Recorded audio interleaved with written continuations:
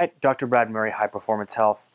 Today we're going to touch on a little bit of how to release that posterior kinetic chain, or more simply put, how to do a hip hinge, which is just the ability to use all the segments through your body, particularly making sure we're focusing on hip mobility as we're moving kind of into a down position versus using too much back.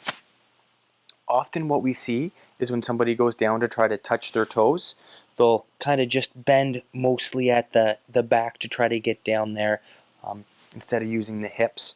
Often people can't go down, they feel the tug on their hamstrings because they're not mobilizing the pelvis, they're keeping the pelvis really in one position. So if I throw my hips back and I go down towards touching my feet, it's really easy to get to my toes. If I just leave my hips the way that they are and I go down, I can't get down there with just back mobility. So we're going to show you a way to work on that, to getting those hips back, get that pelvis a little bit more mobile. So I'm going to have Alex first show you what would happen if he just only uses his back to try to go down to touch his toes. You can see those hips don't come back at all. So I'm going to get him to come back up.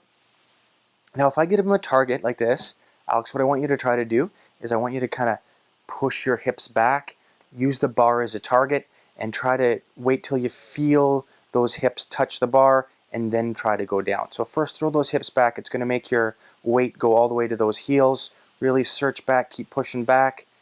Boom, now he's got that. Now I want him to try to go down. He's got those hips out of the way. He's still even pushing back, which is great. And then he's going to come back up and stand up straight, and those hips are going to come forward.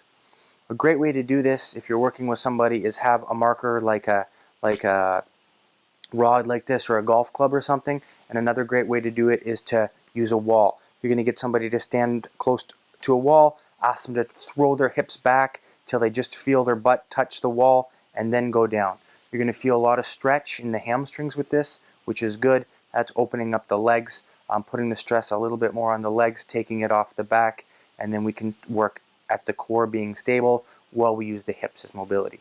This is a great progression to help learn the hip hinge a bit better. Give it a try.